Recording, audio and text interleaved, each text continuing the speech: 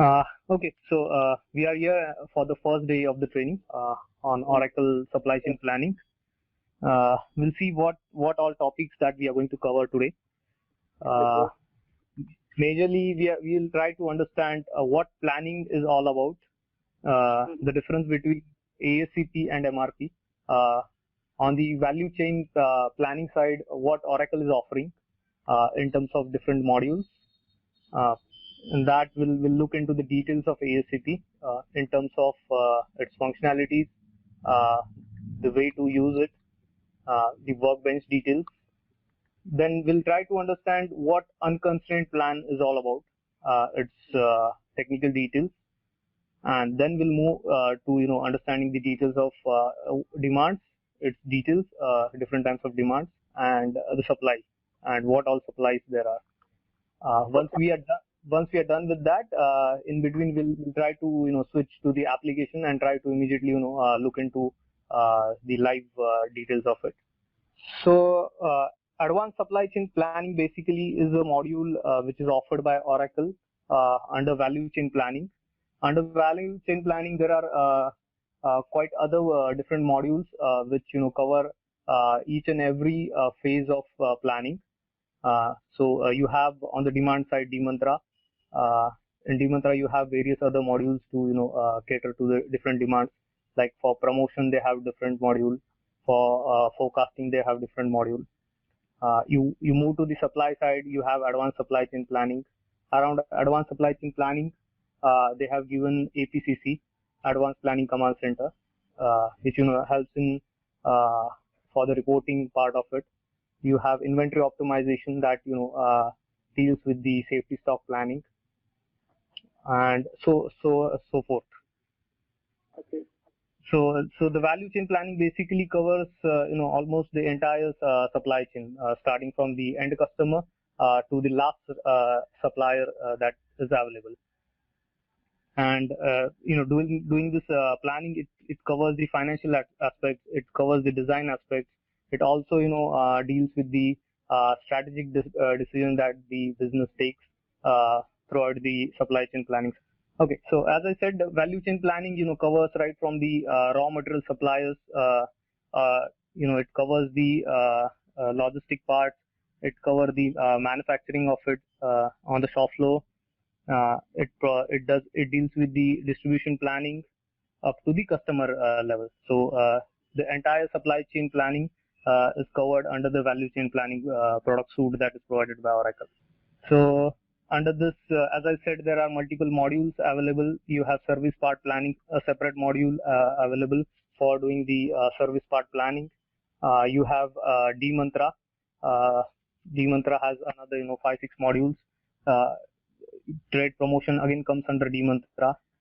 You have collaborative planning for the suppliers, and you have production scheduling. Production scheduling nowadays is quite a hit.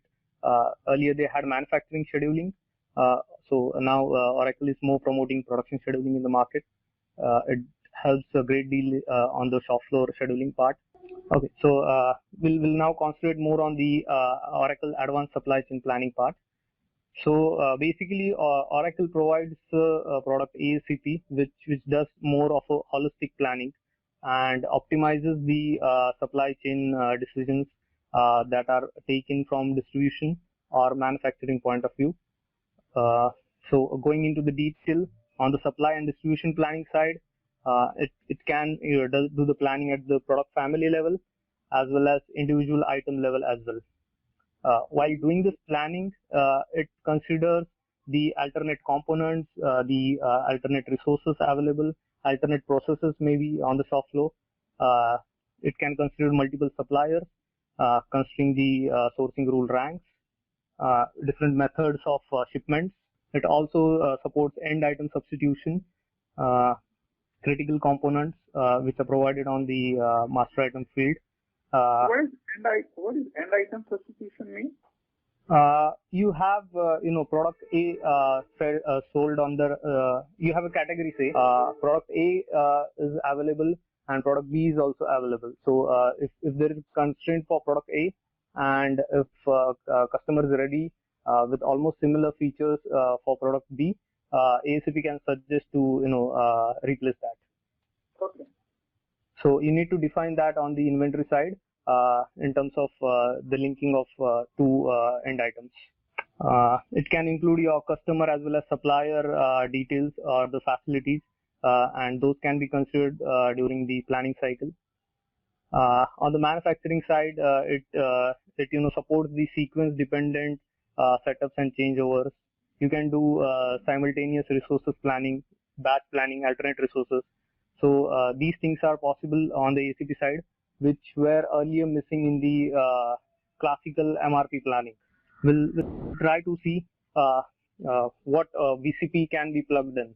So you can see in the market you have VCP product being successfully integrated with JD Edwards, PeopleSoft, eBusiness Suites, your normal Oracle apps. Then there are some examples where clients are using SAP along with ASCP. Even the legacy system can be very well used with ASCP. So all these products are very well used in the market currently. Is GLOG still available product? So this is OTM. No. Management. Yeah. I think that has been replaced. Okay, so ASCP basically does an integrated supply chain planning processes. It can handle your distribution requirement planning simultaneously with your deployment planning. Your MPS can be under a single plan with finite scheduling. So all these features earlier in MRP were quite scattered. You had a separate plan for DRP, for MPS. Finite scheduling was not possible in MRP. So all these features can be clubbed under a single ASCP plan. Hey, can you just brief on what is DR? Okay, this is very high level. We are first covering it. So when we go in detail, then we can ask it, or is it fine? I can ask you, what is the difference between DRP and MPS and deployment planning? All three. Okay, so basically your distributors need what material to be brought from the manufacturing site and distributed to the individual customers. So they do not have basically the visibility on the manufacturing side, as well as they have a lot of channels through which they get the demand from the end customers. So to handle all these things, distribution requirement planning comes in picture, and it gives a good result in terms of handling the situation, wherein it controls the inventory, it handles the issues like stock out situations. Deployment planning, plan to move from location. So from inter-org transfers can be very well handled through this. So you have constraints defined for the transportation, its lead times, which can be considered under ASCP. And MPS again, in MRP module, you had MPS as a separate plan, which used to do the planning of the top level products which had independent demands. So those details were again fed into the MRP, and then MRP used to do the end item planning. So now this MPS can be directly planned under ASCP itself. And finite scheduling, you can do a day-to-day or hourly basis planning on the ASCP side. So it does consider the finite level schedules as per the setups that you do. Okay, so this picture I took it from Apex book. It's a classical representation of the hierarchy of the entire supply chain. So basically, the strategic planning is always done at the S&OP. It's a module under the mantra, and it helps the top level management to do sales and operation planning, and the data for that is fed through ASCP.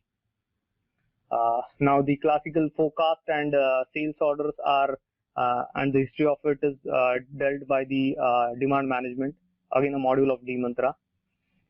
Then the details of it is fed to the ASCP, the red rectangle that I have marked. It handles the master planning, material requirement planning. It considers the capacity. If you are using a constrained plan, it uses the capacity. It does the safety stock planning to up to some extent if you're not using an inventory optimization module.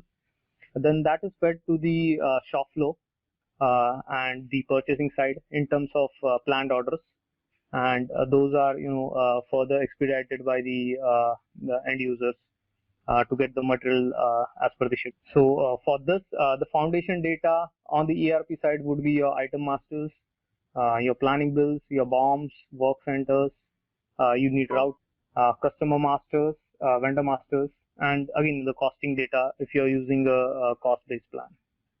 Okay, one more thing. Is this applicable, like in the last section where operation, execution, and control, is it applicable only for a discrete manufacturing, or it is applicable for a process manufacturing also? It is applicable to process as well, discrete, process, flow, as well as project based. All four can be dealt under a single ASCP instance. Okay. But you'll need a different ASCP plan to be defined for each one of them. So we'll concentrate more on the discrete because that is where 70% of the companies are using it. So nowadays you see for last 2-3 decades it is more demand driven where businesses need a lean setup where they don't want excess inventory to be kept. The lead times, even though considering the lead times, they want the customer delivery to be without any delays or in advance. So all this older model, these issues could not be dealt by the older MRP module, and definitely ASCP does take care of most of them, provided you have very clean data on the ERP side. So continuing with that, initially you had inventory management and control. It came after that you had MRP, which used to do an unconstrained planning. Then came your CRP distribution, RCCP. Followed by that was just-in-time and Kanban. So those brought the lean concepts, and now here we are, using inventory optimization. We have demand planning. We can do constraint planning, even optimize them at the global level. So you can have a single ASCP plan for your entire global operations wherever they are. Okay. So this was the classical flow of it, wherein forecast and sales orders used to be clubbed in master demand schedule. That master demand schedule used to be fed to the master production schedule. Its output was shared with the MRP plan, and then for the MRP plan used to release the planned order. So it's almost same, but the master demand schedule, master production schedule, and MRP are now all clubbed together under a single ASCP plan, wherein it considered the forecast and sales order, and even do the consumption of forecast in the ASCP plan itself. Hey, just a minute. So, yeah. Like we are saying, we feed forecast and sales order into MDS, like master demand schedule. On the MRP module, yeah. Okay, in MRP. Then those MDS are tied up to MPS plan. Yeah. And then that's run as a MRP plan. So that my MRP plan is nothing but my MPS plan. MRP plan, see, you have, say, one sales order coming from a customer for item A. You already have a forecast of it, say, of 10 quantity, and you get a sales order of say 8 quantity. Okay, so that consolidated demand gets into MDS. It creates a schedule of it as per the dates that have been put on the sales order. So if you consolidate that, you'll have 8 sales order plus 2 forecast. So the total demand would be 10. So this 10 demand would be fed as an input to MPS. So now it will take that 10 as an input and try to create its schedule for the next subcomponents or sub-assemblies. Now the demand for those sub-assemblies will be fed to the MRP plan. Now those sub-assembly demand that is coming from MPS, it will try to look down in the BOM hierarchy for its subcomponent and plan for those. So if the end component again it is a sub-assembly, it will release as a work order on the shop floor for assembling that. If it is a buy item, end item, then it will be released as a purchase requisition. So as I said, I mean, earlier days, because of MRP, you had lower revenues. The cost of manufacturing was quite high, including the entire supply chain, because you always had either the production capacity unused or overused. Unused inventory used to lie in a huge quantity on the shop floors. The response for each department was pretty slow, because they were working in isolation. Your purchase department, your design department, your production department were all working in isolation. So at that time there was delay in the response that was required. Now you have ASCP plan and it deals with these things, and you have integrated single plan. Yeah, so that's what I was talking. You have different organizations having same kind of flow, which can be defined under a single ASCP plan. It also now considers the supplier capacity, which was missing on the MRP side, because on the MRP side it used to assume that supplier had infinite capacity. Whenever we need material, supplier will be delivering it, but that's not the real life case. In real life, supplier even has its own capacity of providing goods. So now you have competitive planning model where the supply is driven by the demand that is coming up. You had enable closed loop collaborative planning with customers, suppliers, your internal organization where you had inter-org transfers. You now consider the consensus forecast, and that has been calculated directly on the ASCP side.